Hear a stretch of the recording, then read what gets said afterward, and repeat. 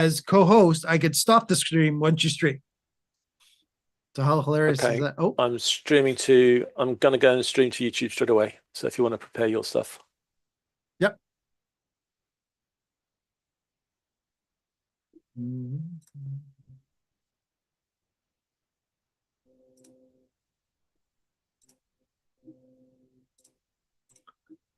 Oh.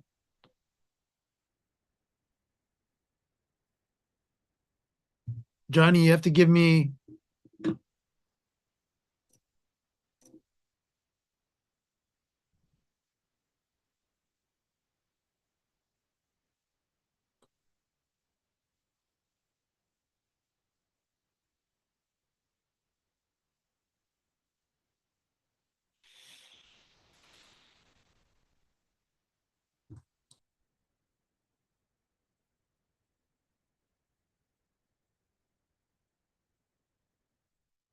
Welcome, YouTube.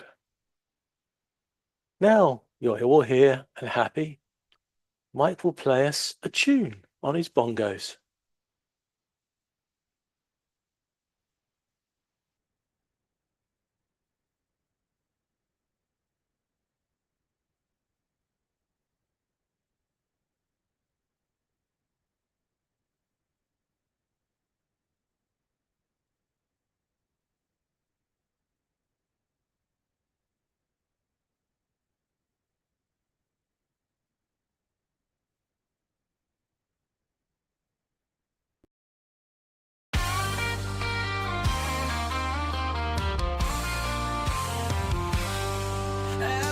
We open wide the virtual stage where ideas spark and wisdom fills the page. From the UK to the land of maple trees, John and Mike bring clarity with ease. We're building meetings, webinars with might, helping you shine your message, taking flight. Whether you're new or you've done this before, Lord Zoom Live will help you do much more. We're building meetings, webinars with might, helping you shine your message, taking flight. Whether you're new or you've done this before, Lord Zoom Live will help you do much more. Thank you for joining us, we're glad you're here. Together we grow, it's loud and clear. On Zoom we connect, we learn, we grow. Welcome my friend, enjoy the show.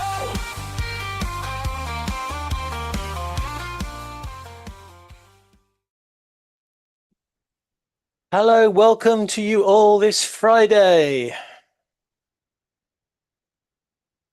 I've got myself in a mess again. I came up with this really cool idea, this really important idea, because it's been bugging me recently. What do we do about these backgrounds? How do we build these studios that we're going to use for 2026? Are we going to build physical studios like I've built one for myself upstairs? Are we going to hide behind the technology and use the wonderful magic of the green and blue screen?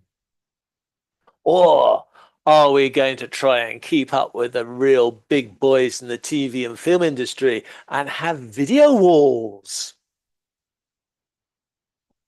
Well, I can tell you that I don't know what the answer is going to be until we get to the end of this presentation.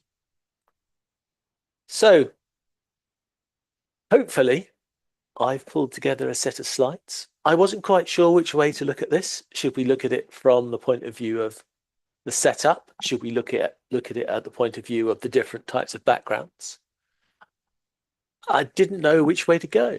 So I had an argument with ChatGPT, basically, and we ended up eventually having a look at the different scenarios. So, physical background, green screen on video wall is what we are sharing today as our question. That's what we want to know. Are we going to have a physical background, a green screen, or a video wall?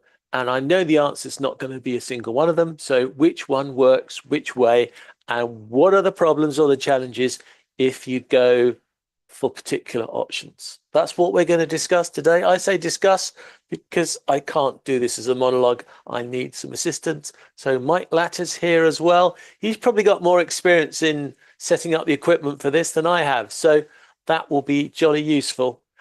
And why don't we get him to do a prediction on stage first, just to put the pressure on. Mike, for your use in 2026, do you think you'll be spending more time using physical, green screen, or video wall? Welcome to the stage. Thanks, John, for joining. Let me join this week, of course, as usual, as co-host. So to answer the question, am I using a physical background, a green screen, or video wall? Currently, as most of you may know already, I use physical background. Am I tempted for video wall or /TV? I am tempted.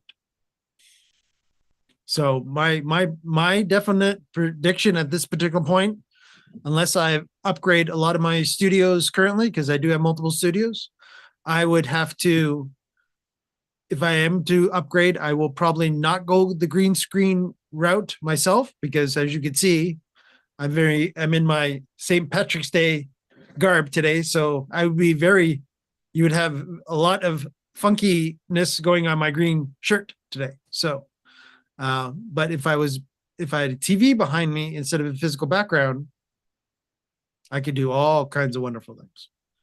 So there's the flexibility in that. So physical background, green screen allows the flexibility, but TV or video wall, even more flexibility, because now the limitation is you could even make your own AI graphic if you wanted to.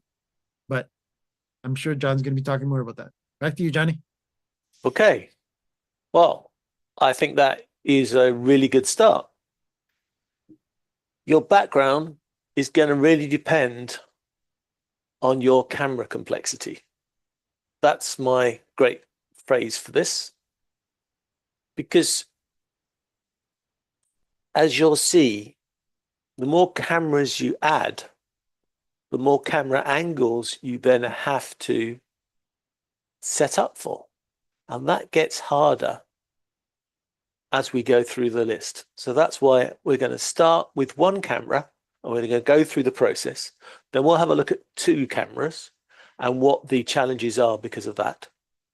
Then we'll throw in Mike's favorite, a PTZ camera or two, and we'll look at what problems or advantages that brings into the world. And then lastly, for those that like a sailing metaphor, we're going to get the jib out and see what a moving camera does to our three scenarios. So let's start with the one fixed camera. And the way we'll do this is I'm going to go through some issues, and then I'll bring Mike in to bring his pearls of wisdom, and he can fill in all the holes that I've left behind.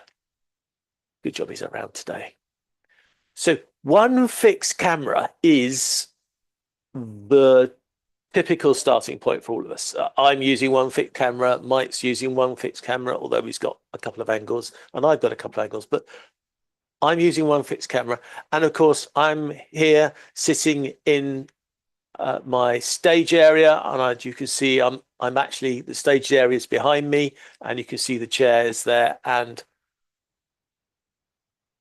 if you have a physical background, then what are the advantages? Well,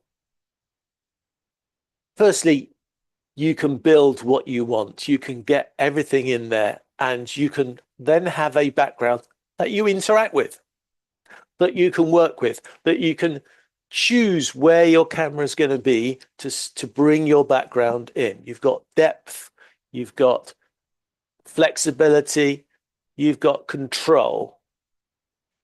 And once you put your lights up, you have everything.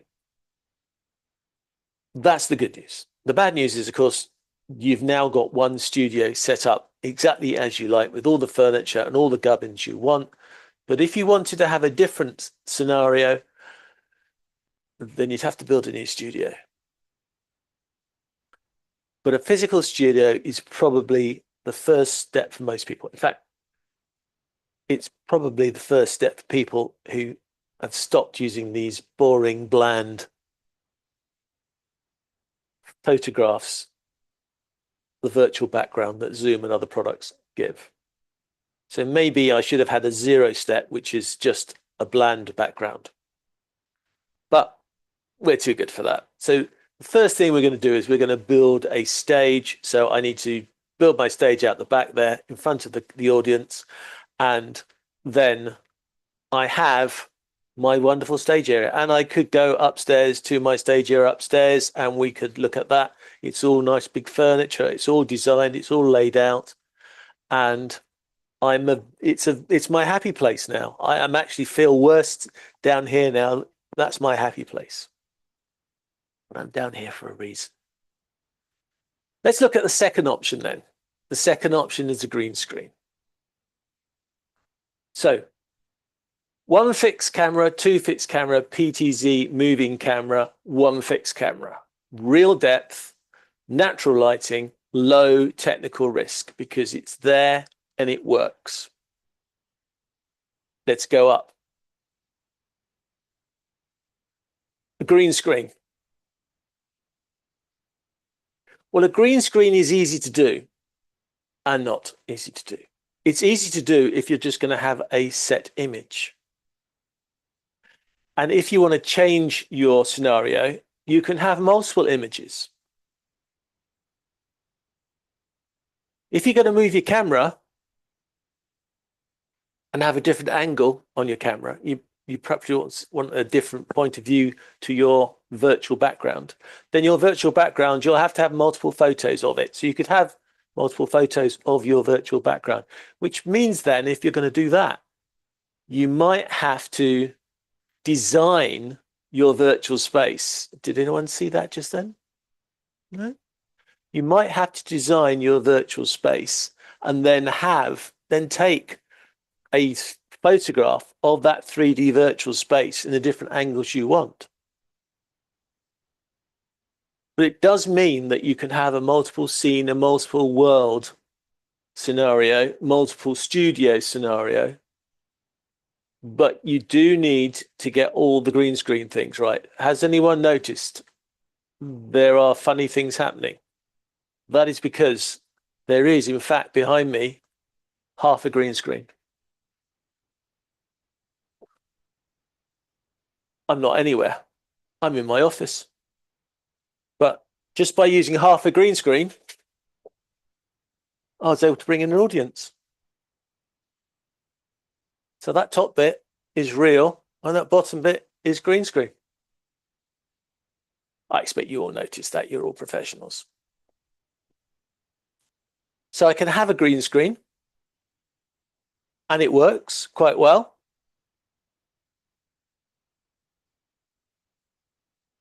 But we could go off the tangent and talk about how good your camera is at doing the green screen, because that's going to be the danger. My chair is a grill, and so sometimes it looks really good, and at some angles it looks really bad, and at some angles you can see the green through it, and that's really bad, really, really bad. But in a fixed one camera scenario, you should be able to get a green screen to work. The only quality issue you're going to have is how good you make the depth look in your green screen and how good the green screen is at perfectly describing the environment without hands disappearing or whatever. And at the moment, I am just using Zoom's green screen facility inside Zoom. I'm not using any extra hardware. If I was going to do this on a regular basis, I would probably think of adding some more software or hardware to give me a better green screen experience. And this third one, the option of the video wall, is interesting when it comes to a one camera setup like I am now. because I've seen quite a few people bring the scenario of a TV behind them. So they don't just have a video wall, which is still expensive and sophisticated and complicated to do, but a lot of people on a single camera can get a TV screen large enough to go behind them. And I have to tell you, it's not as easy as you think to do. And the reason I know it's not that easy is because I was trying it this afternoon and it didn't look good. It didn't look good. It's going to take some work there. So Mike, on a one camera scenario, where is your money with? Is it with the fixed scene or the green screen, or would you try and do that little trick with the TV? So, as everybody knows, right now I'm doing the fixed background. So that's what I've got right now. John, you're doing the green screen in Yeah. this studio that you're in. Whoop. There we go. Fully. John's fully now in green screen. He was half cheating and half not cheating, and he was doing that on purpose, as everybody mentioned. And yes, you are paying attention, so you noticed that too. Because how can John have seats behind him, but yet nobody else was there? So, in the regards of the green screen, for me, John's right. So, in my scenario, I am lit based on my fixed background. So that means it will never change. In John's scenario, as he was mentioning, and as you can see right now through his mesh, as he's sitting at, if you look at his head right now, you will see the green screen popping through the mesh. So yes, I would still be okay with my chair because my chair, A, does not go that high, and B, it is a solid back. So I could get away with having a green screen behind me. But now here comes the situation, is that lighting a green screen, which John, you probably should talk a little more about as well, how you're lighting your green screen, how there's additional theory, you need additional lighting to properly light not only yourself, but if you have a green screen, then you need to light the green screen itself properly as well.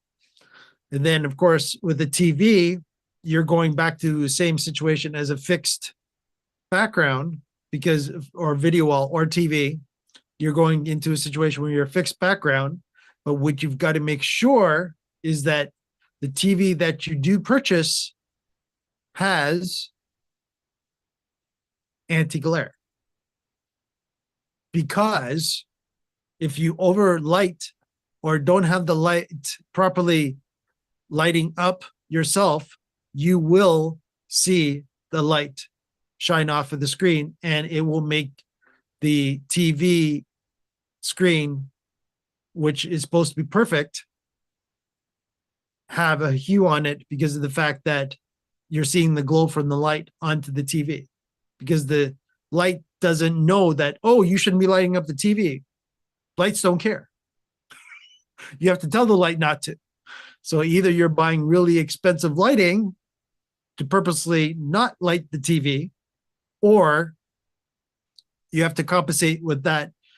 You have to compensate with lighting to make sure that your TV/video wall has an anti-glare type of scenario built into it. And those are available. But again, you would need to look into that a little more. And Johnny, when you want to get a little more detail on the TV side, I can. Thank you. I don't think we will in this episode, because I think we'll be a 4-hour epic if we do. But yeah, we will revisit that in a future show. But you bring out some really good points there, Mike. It does take time to build a physical stage and put all the things out, but actually it does take time to plan and light and set up a green screen area just the same. And if you're going to use a video wall or a TV, again, it's going to take time to set up, to get the lights right, to get the effect, to get the most effective use of that technology, to make the most compulsive, imaginative or powerful view. It's going to take time. The advantage, of course, is if you do get a green screen working, once you've got a setup that works and is lit well and looks good and is compelling, you've then still got the option that you can use the green screen technology to change your setup whenever you like. And then again with the TV. But you are certainly right, Mike. We need time to set these things up, to make them work, to make them effective. And Yeah. I've put a couple of once tricks in this room, yeah. but it's still not a good job. Yeah, and once it's set up, that's the great thing, is that as long as you can dedicate that room to be now treated like a studio would at a TV studio, set it up, set it and forget it becomes the terminology now. You set it up, turn lights on, come into the room, your microphone and everything is set up. You just sit down. Hi, everybody. And you start broadcasting / going to your next Zoom meeting, webinar plus, or whatever you will be using at that particular point. Yeah, that's fantastic. Okay, let's see how cool you are with the next concept. What happens if we go to 2 fixed cameras?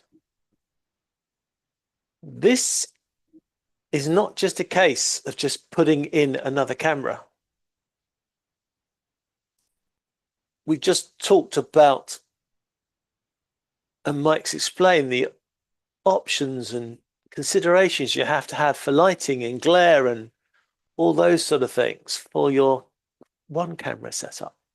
So if we go to 2 cameras, you've now got to cover that issue for 2 cameras at the same time.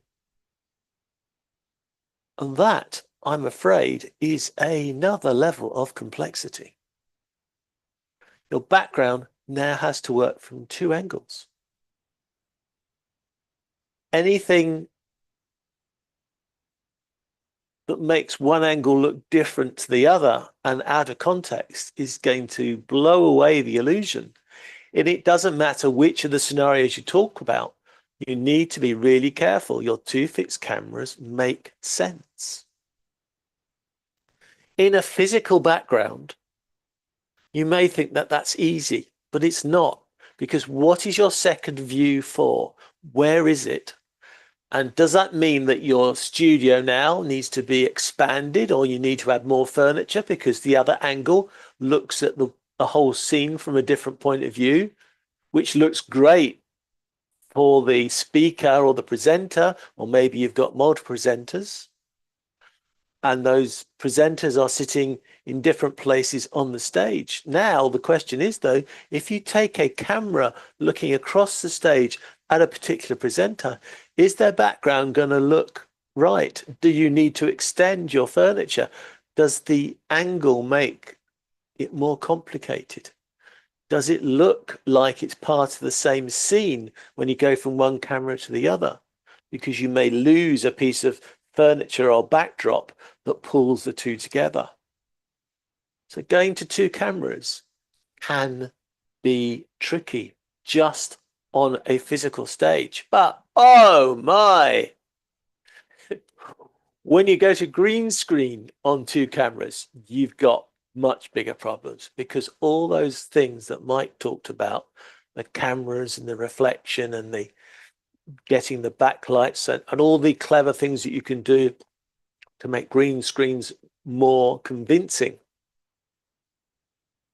you've now got to do from 2 angles. And that also means your backdrops for those 2 cameras need to be of something that works in context. That's why I mentioned a 3D modeling program maybe that will draw out what you want for your studio to look like, so that you can get it to take photos of the two angles in that virtual scene. And then if we go to a video wall or a TV, well, you can't really have you can't really have one big TV easily covering two camera shots. I mean, I'm sure there's scenarios where you can make it happen, but it's going to be tricky. So maybe you now need two TVs, or maybe you now need to actually have a proper video wall.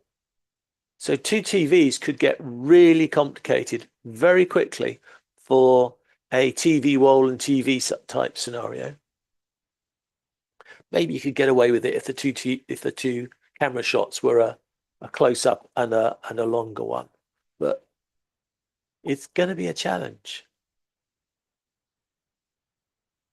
So for me, I'm starting to think that unless the two cameras are tight into the presenter, I'm starting to think that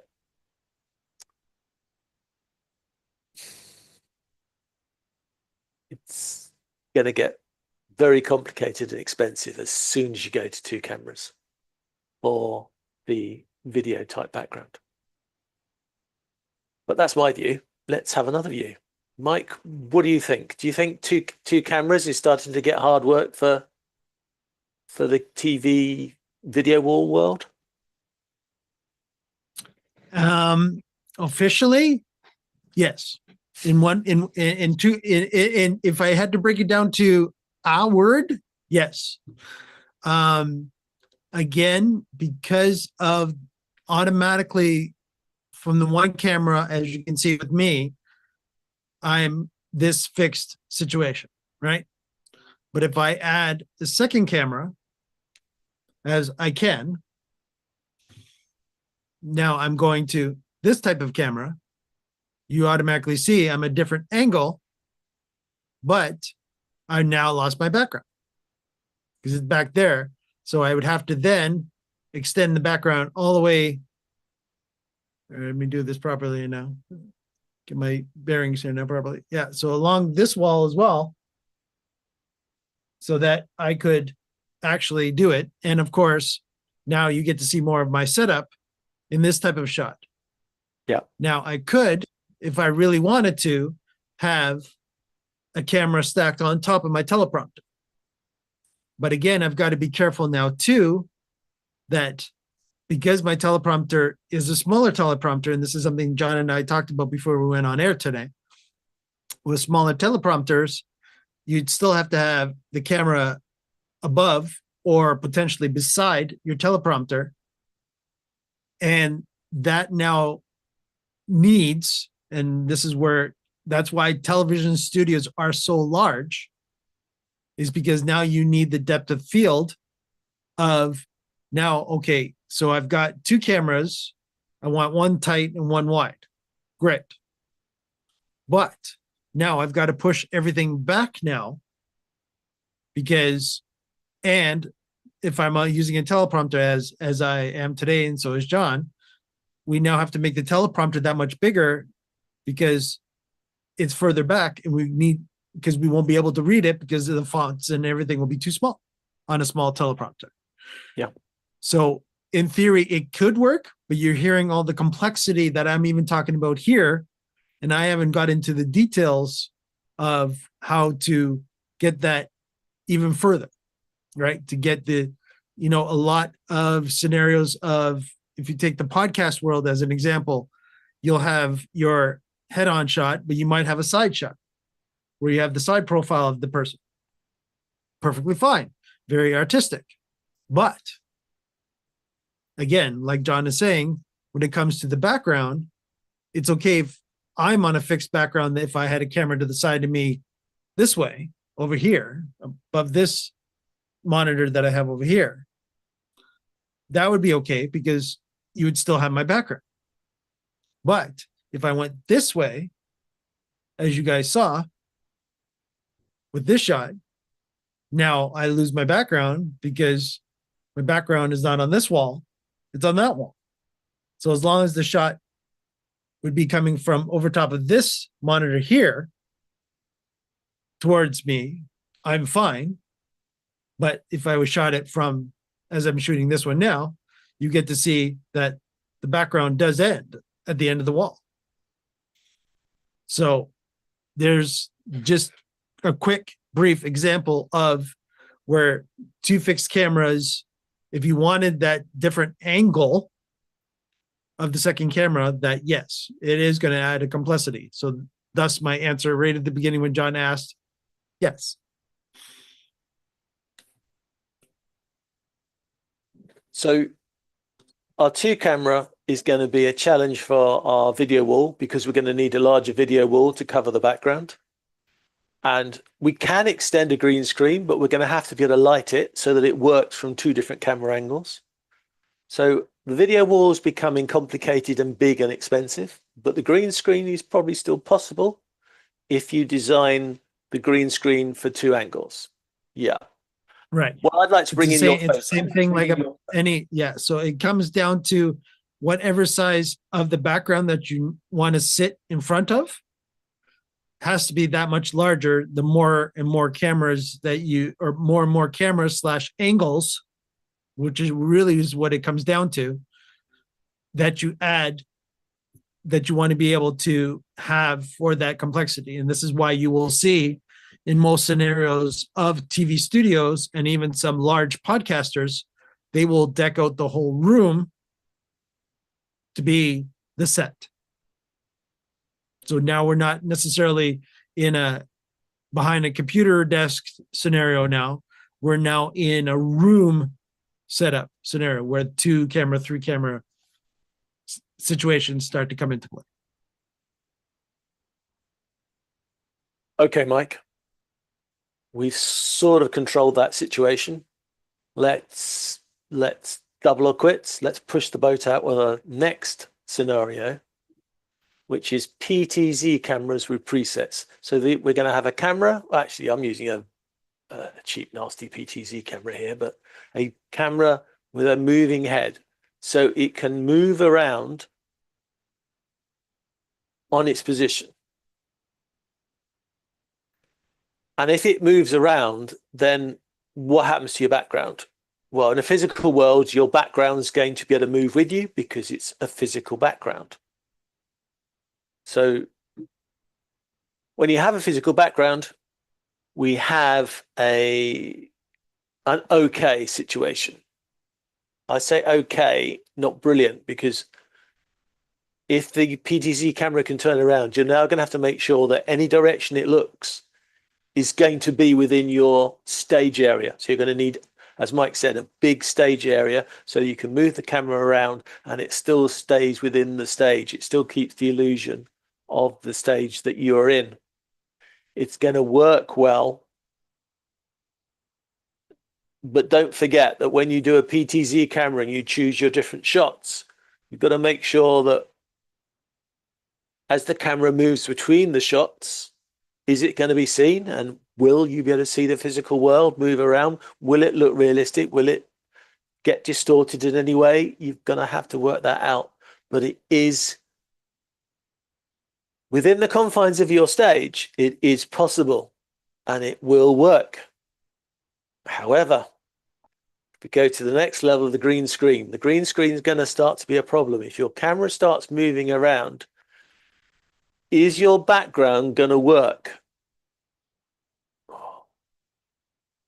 Because your background needs to move with the camera.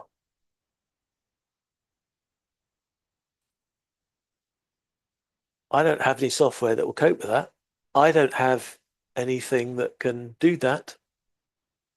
I would need some 3D software, like some of the software they use perhaps in the gaming industry. I would need to be able to tell the camera what angle I was and get the I want, and I would need the camera to report back to me the angle that it's moving, so that the 3D software that's deciding what the green screen looks like behind me can move as well. Okay, I'm in trouble now. I really don't know what to do. So I've got the advantage. I can just throw this one over to Mike, can't I? Mike, help. Help. Help. Yeah, help. Help. If I have a PTZ camera moving around, how's my green screen going to stay in context? Is there anything out there that does this already at a reasonable fee? Oh, why did you say reasonable? Reasonable is not reasonably, you want to be reasonably difficult is what you're doing, John. So if you're talking about a slider, is that what we're talking about? Maybe we're putting talking a about camera on fixed. slider. No, that's next level. No, we're gonna try and Okay, try and all right. try this one first. So it's a fixed camera. Right. Sorry, fixed position, but with PTZ Okay. options. So it can move and turn, but it can't leave a physical position. Right. So, so PTZ with presets, again, will depend on what you are doing, to be quite honest. And again, depending on how large of a background you have. So, as John has been talking to you, I quickly set up my demo version of, you saw what the camera had before.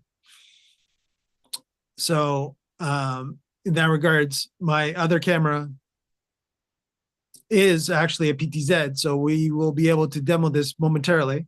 So I'm going to scare John because John doesn't know what I was just doing there as he was presenting to you. He might have seen what I was doing maybe in the background, but you didn't.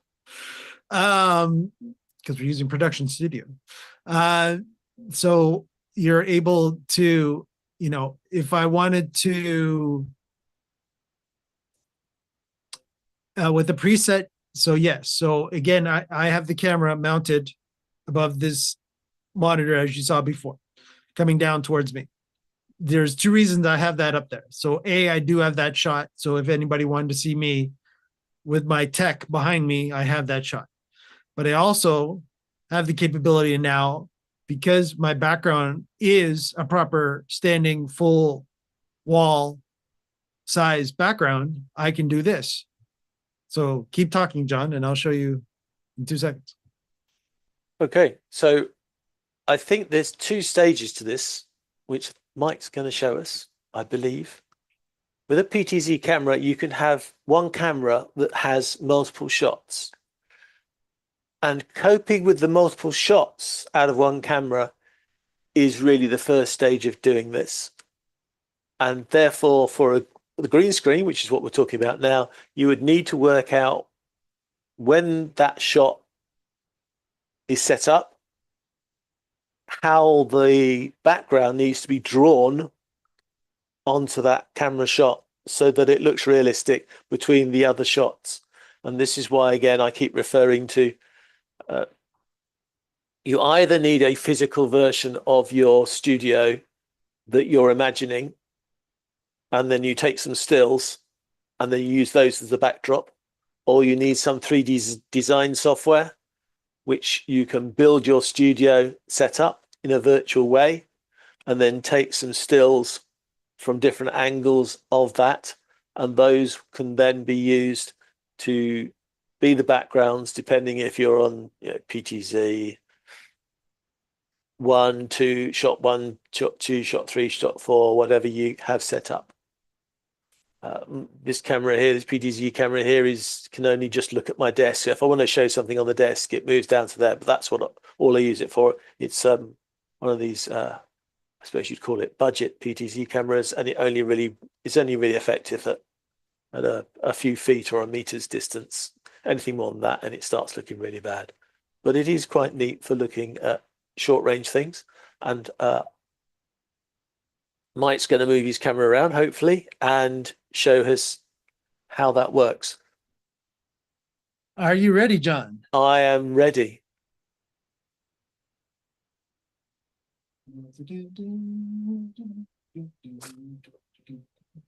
Don't do the going down the stairs thing. So there we are. So although Mike has a simple backdrop, it's not simple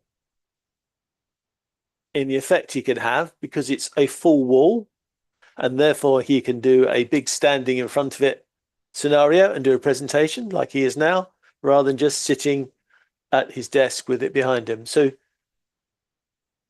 that is achieved. I believe, Mike, that's the same camera that gave us the full screenshot earlier, the full shot of your desk earlier. You've just reframed it, zoomed it in, and set yourself up with that position. Is that right? Correct. Yeah. If you don't hear me, I'm very far away from the mic. Yep. As you can imagine, I'm standing up, so the mic is at the desk, but it looks like you can hear me. So yeah, so that camera that I was telling you about that was shooting down from above my monitor towards me at the desk, that was showing a bit of the background. I just told the PTZ, there we go, I'll talk up here. I told the PTZ to turn, and now I framed the shot with my PTZ controller. Yes, again, I've got a little more tech than any other normal people do. And so I was able to quickly frame myself while John has been talking about that we're about to go into the PTZ situation. And then I've already got my preset done. And this is your preset that you'll see for me. You know, if I was doing a standing presentation of, oh, I don't know, let's see here. So all of a sudden, oh, let's use an Xbox controller. So there you go. So there's your presentation of me showing off what we would do to our dealers as a scenario of, oh yeah, take a look at that. Isn't that cool? You see the back of it, you see the front of it. So yeah. Again, this is how we do a lot of our product demonstrations as well. Okay. And if that backdrop you have now was a green screen backdrop, then that would work in both scenarios. For you sitting down and for you standing up, you just need to change the background to suit those two angles that you wish to use. So that will work. Right. And in this situation too, I could actually have, just out of camera shot down here, an actual table. So I can actually have in front of me all the different things, items that I want to show, and all of a sudden it's like, oh, I'm pretending it's on the table, and it's like, oh, there we go. Now we have take a look at that.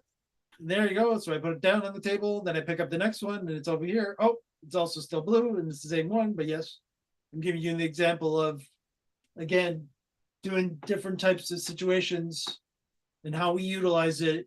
You know, when we are actually doing demos of some of our products, this is how I will do it as well. But again, of course, I would be wearing either a lavalier microphone, or I would be holding on to an actual microphone as I'm talking, or I have another microphone up here on a different microphone stand, so that, but again, this is me able to utilize the large background, which, you know, where I'm normally sitting is over there.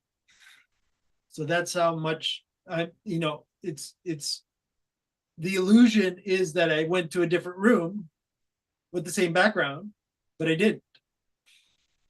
So again, as long as you do have the capability of being able to have the large wall and the large background, this is what you can get away with. So hopefully that, John, was a good example. That's a very good example, and I think we can apply the same principles if we think of the video wall or the TV. So a video wall is obviously a really expensive and complicated thing, and we wouldn't probably want to use that in a lot of scenarios because it's just going to put a zero on the end of a cost. But you could, in your scenario, actually have two TVs, one for your standing up presenting background, which could then be changed to suit that, and one for you sitting down, which could be set up to suit that as well. Yeah. That's fantastic. Yeah, Thank you very much for that. Again, yeah. So again, so if you do, an example would be, I would just need to mount the TV behind me large enough. Yep. And I could have the same different background, like I could have the same background on the TV that I'm sitting behind, as well as the TV that I'm standing behind. That the TV's behind me while I'm standing. And you just have to make sure that the frame disappears off the frame of where the camera's shooting from.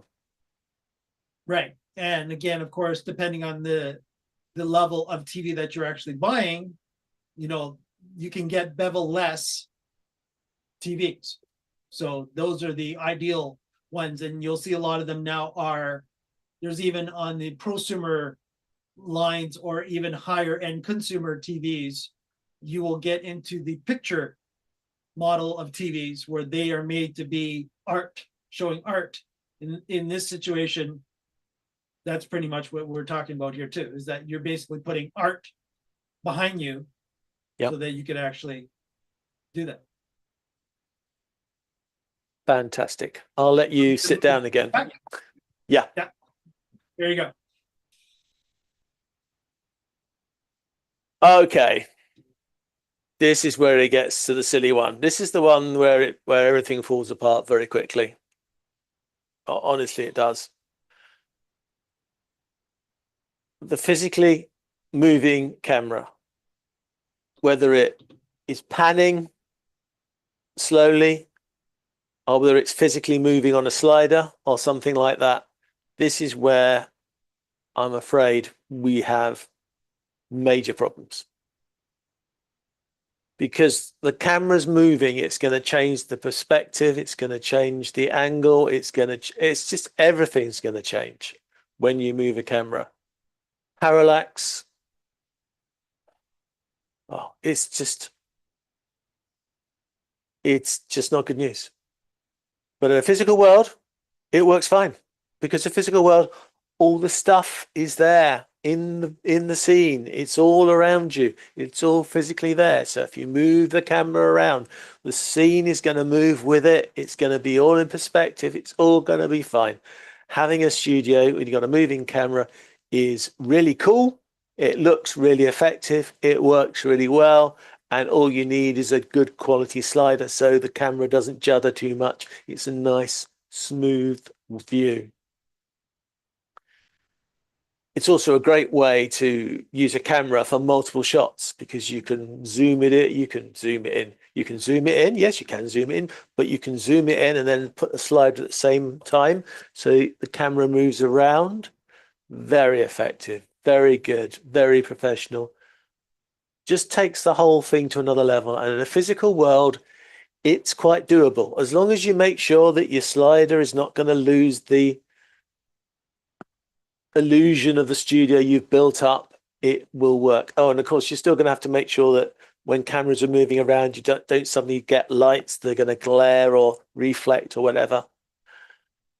But it's easy. It's a cinch compared to what else you'd have to do, because on a green screen, that now becomes a nightmare. Because if you are going to move your camera in 3D space, your background needs to move in 3D space. And that's when you need some clever software to either understand how the thing is moving, and there are companies out there now using AI to try and do that, or you have some sort of gizmo on the camera which allows the camera to report back where it is moving in 3D space so that the software can then rebuild the scene in a 3D program and make it work.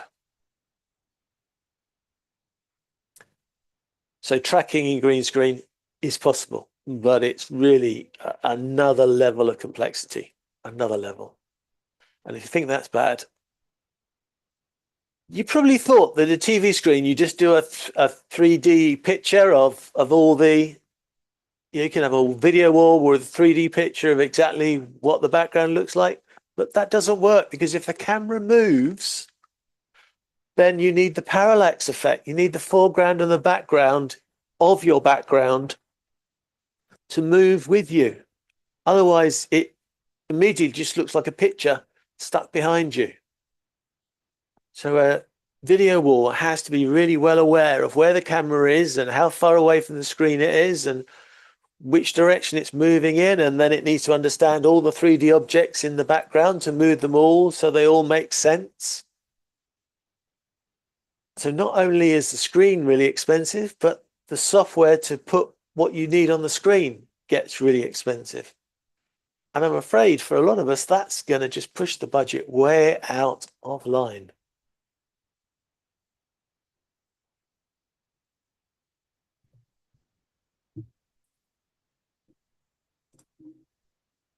I really don't think it's fair, but Mike, I just think that when we get to this level with a video wall, it's like, give me 100K and I'll start looking at it for you. Yeah, yeah. So as you guys saw, when I was standing or sitting, sure, that was, so to some of you might have been complicated, but what John is talking about now, moving camera comparison in front of a background, in my case, yes, I could have easily, when I was standing, that PTZ could have easily been on a slider, as well as it being a PTZ, where it could have actually automatically, as it was moving around, it always would keep my head properly in shot. That is there, right? So you would need a camera, you would need in the PTZ camera for it to have auto, I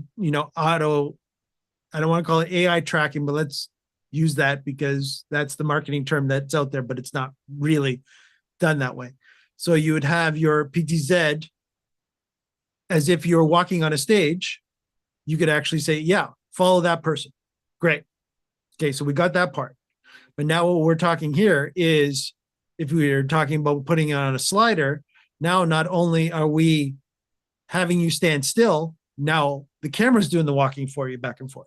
So it's the one that actually is doing the mimicking of pacing, which is great. And you've seen many different effect of that, especially if you watched a lot of interviews done by news corporations around the world. They will bring a slider to add a little more, let's call it entertainment value to It just looks the shots. better. Yeah. Yes. Yeah. It makes it more engaging. It's like, ooh, you're seeing that all of a sudden the person is just slightly, and again, the slower it is, the better it is. If it's like ying, ying, ying, ying, no. It's like you're not in a video game. But if it's all of it, it looks just slowly and subtle, where all of a sudden now they're slowly doing this and they're slowly going across.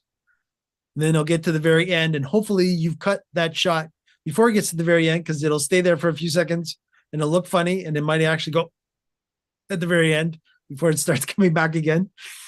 So again, you've got to be strategic in that regards too when you're using that type of equipment. But John's right. Again, the set, because this is what we're sort of getting into. We're getting from sitting behind a desk to a studio to even possibly a set, right? So you've seen a lot of these, again, news corporations, they all set up anywhere, but they're also bringing in lights.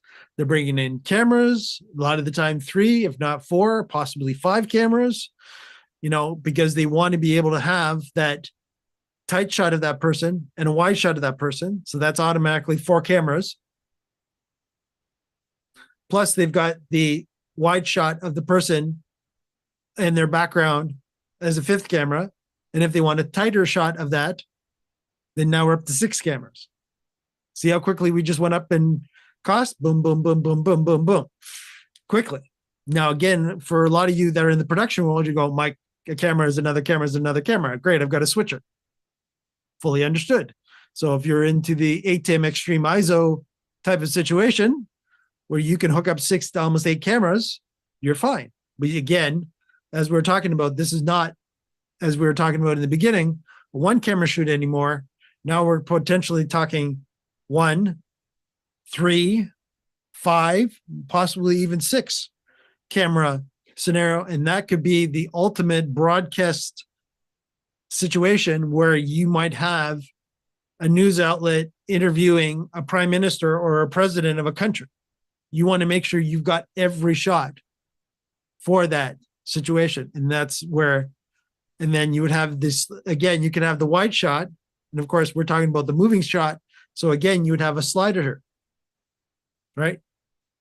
That you would have here, but yet you'd still have that wide shot so that you'd have a wide shot of both of them if they're, especially when they're shaking hands. You've seen that wide shot where at the beginning they'll, thank you, for joining us today, President, insert here, Prime Minister, insert here. You've got that wide shot. So that's automatically a camera. But yet when they're interviewing and there's questions going back and answers, question, answers, question, answers, you've got the slider that they have the option to go to just to break up that scenario, going from specifically looking at one person to the other person. So moving cameras can be great. It's extra tech.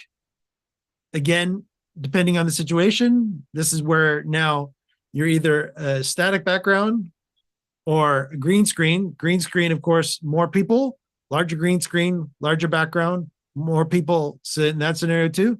It all becomes larger, right? So all the situation is, if it's one person sitting behind a desk, you need very little.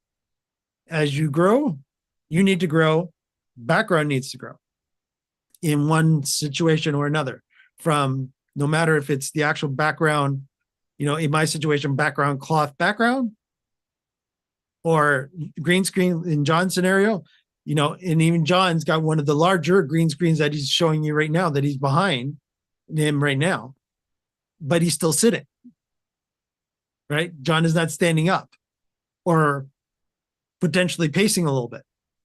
So if you are that type of person that does that, the more you pace, or the larger area that you pace, the more background you have to have, right? It's all that situation. Yeah. Did I go too far, Johnny, or was that good? No. I like that, and I was just thinking of these sports shows that I watch on TV that I know have a 3D screens, but it's just occurred to me that they're cheating, and they're doubly cheating, because they tend to have their desk that they're all sitting around is a physical desk, and it's only the actual real background that's a background. But of course, they don't have backgrounds. That's not really what they have. What they have is lots of graphics. They have graphic walls with pictures and images and things like that behind them. And the advantage of those images as backgrounds is that they don't need to fool you so bad. It's not as though they're trying to be in a physical place.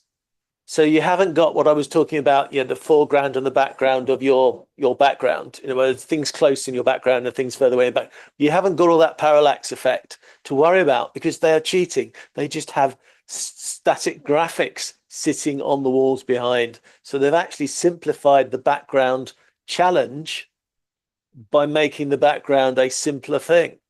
So don't always think you have to build a whole, because this background would be horrendous, because all the chairs would have to move as a background in continuity, or it would look silly straight away, wouldn't it? But they don't do that. They use graphics. So there is a cheat to try and make things easier for the green screen world. And I suppose that context would work for the video wall, but you'd still have to have an enormous video wall. So that would probably wipe out most people. Yeah. And not only are you now taking into consideration, if you are using a video wall and you're standing, now you have to put that video wall also underneath your feet. Right. So that's where the other scenario of this comes into too. If you are in the pro world and you've done any type of video wall scenario in a studio, you will know that you need the continuity of being able to go, well, are those people actually standing in the room that you're projecting on the background? Because you can fake it in the regards of having it like them stand on, because again, the perfect example of this, and again, this is getting back to it being a set now at this particular point versus a studio versus sitting behind a desk. This is where the set situation comes into play, because now people are actually standing as they're, showing you. Perfect example too is now a lot of the day now in the US, certain news conglomerates will actually have people standing in front of a video wall but they're basically, it's done for the weathercast as an example. So all of a sudden, if they hit a couple of buttons, all of a sudden they get to tell you that it's raining outside, but yet it looks like it's raining where she's standing in the studio because they've got all this extra tech that they've thrown on. But again, for them to mimic she's outside, it has to look like she's outside, but she's actually in a concrete bunker equivalency, right? Love it. But again, the floor looks like asphalt because they purposely made it asphalt. They made the background look like houses, but yet, and they put on her as if it's raining out, but yet it's only an actual layer in the front of the person that is like, oh yeah, reporting outside from da da da da da. But she's, 2 seconds later, she's running into from that part. She moved over about 5 feet. And all of a sudden, she's back in the studio again as she throws off her rain jacket and everything else into that, to give the perfect allure that it's not raining outside anymore, as an example. That's great. That's absolutely great. Okay, so I think we've done a reasonably good job here, going to a reasonable depth of complication. So let's just bring in a summary. One fixed camera, physical background, pretty easy. Green screen, doable. Can anyone see I've left some text up in the top left-hand corner? Don't know where that came from. Video wall, can be just a TV behind you. Easy, doable. One fixed camera, I think we can all agree is a good thing to do. Two fixed cameras, well, this is where you're going to want to show off, isn't it? So green screen will work. You just need your two angles. You can't make them lose context. Background's going to look okay, but green screen, two fixed cameras works well. PTZ, physical background wall, green screen. PTZ gets more difficult, but if you've got your preset shots, like Mike showed, it can work. If you plan it, it can work much more easily than you think. And then the physical moving camera, no, just forget it. Physical moving camera is a disaster, and you really don't want to do that. It's a lot of work. So my final takeaway is one fixed camera, yes. Two fixed cameras, lovely. PTZ for its preset, yes. Moving cameras, only on a physical stage would I ever challenge that. Mike, that's all I got to say. I leave you with your summary and your final words. Yeah. And again, I can't say any more than John has basically summed it up. Again, if you really want to get, and again, budget is no object, then you're fine to go with doing the final one, which John is basically saying, don't do it. But again, if money is no object, of course, it can be done. Because obviously the television and broadcast world are doing it, but understand what it takes budget-wise to make what they do. That it's not unreal for that to be a high six-figure in your country currency to actually pull off that type of situation where you get to do anything in that studio that you really, really want to do. So keep that in mind. One fixed camera, obviously that's what, one fixed camera for most of you, if you are only doing, Zoom, Teams, WebEx calls, then obviously one camera would be ideal. Two cameras, as you saw for me, if you're doing a demo and you want to have the capabilities of doing both, not a bad idea. But again, I have a large enough background that I can do both. So that would be a 2-camera scenario. A 3-camera scenario, I could do that because I do have a third camera, especially in my situation where if you ever wanted to see the behind the scenes of how I actually switch a show here on Lord Zoom Live, any of our Lord Zoom Live shows, then of course I do have a third camera that I can show my full setup. Now, again, you notice that my background is not there anymore. So I would have to have my background loop fully around the whole entire studio room that I'm in to make sure that there is some sort of consistency of the background from shot to shot to shot, right? So that is where that comes into play. When it comes to PTZs, yes, those are both PTZ cameras that I showed off today, and they could easily be in a preset like those.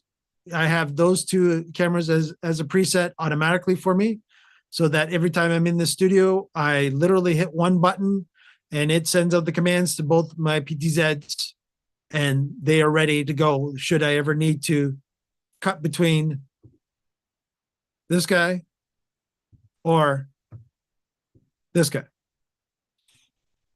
So they're always ready for me.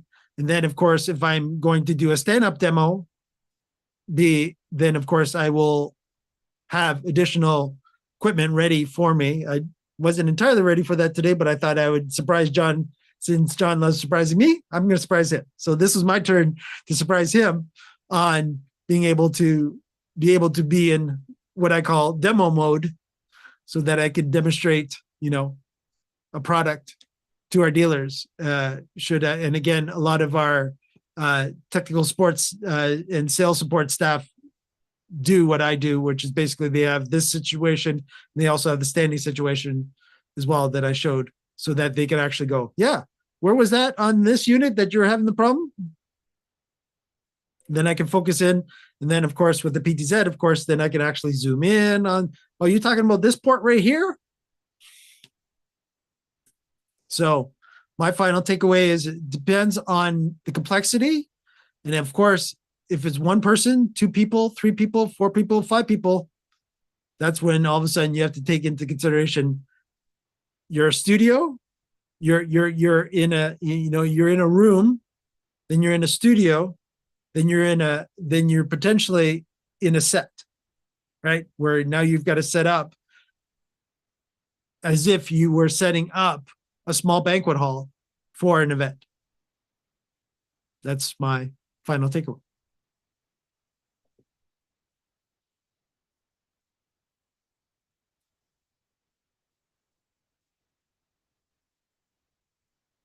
Remember to hit the off mute button as you say goodbye, because otherwise people don't understand a word. So thank you very much. I'll have to have the controller a little bit closer so I can reach the button next time properly. But I am going to try and show you a 3D image inside the camera next week. So let's see if we can turn the tables on this whole problem the other way. Thank you very much to Mike. Thank you very much for you to listening and watching, and take it away. All right. And so don't forget to like and subscribe to our channel. And thanks everyone for joining us this week. And we'll see you again next week. Same time, same station right here, depending on your time zone, of course, on the infamous, actually, John, before we go, let's talk about the 4 shows that Lord Zoom Live is up to now. Well, always a glutton for punishment. And we told you it's easy to make these shows. So now we are making more. So we now have 2 shows on Monday. We've got the Engagement Engine. And there's another one coming along, but I'll keep quiet about that because we're beginning to 5. We have Lord Zoom Live on the Tuesdays. On Friday, we have our production professionals. And then our latest show we announced is the Developer Spotlight for Zoom, which is now going to be available every other Wednesday. It's every other Wednesday because there is a Zoom developers meetup on the Wednesdays in between. And so to make it sensible, we're going to run ours every other Wednesday in opposition to that. So you can see theirs or ours as it goes. But those are the lineup for now. There is another show on its way, but we'll announce that when we've got it all firmed up, or you can have a look at the hub and find out straight away. But for today, that's our show. It's a wrap, and we've got the music ready. Cue the music, Mike. All right. Take care, everyone. See you next week.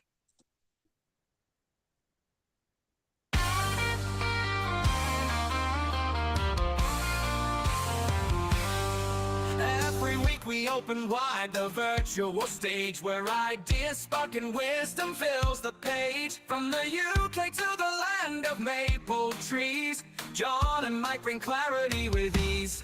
We're building meetings, webinars with might, helping you shine your message, taking flight. Whether you're new or you've done this before, Lord Zoom Live will help you do much more. We're building meetings, webinars with might, helping you shine your message, taking flight. Whether you're new or you've done this before, Lord Zoom Live will help you do much more. Thank you for joining us, we're glad you're here. Together we grow, it's loud and clear. On Zoom we connect, we learn, we grow. Welcome my friend, enjoy the show.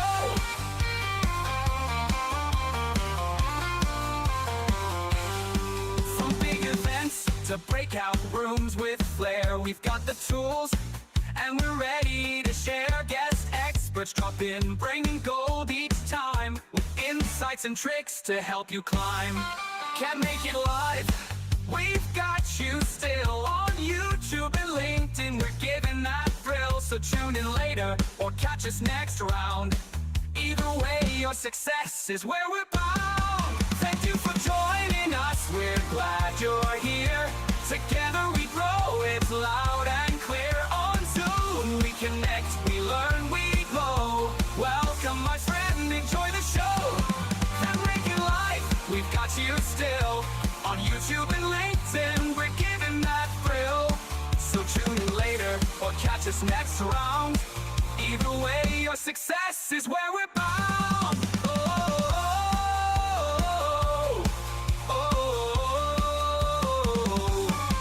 Now take the spotlight, the stage is yours.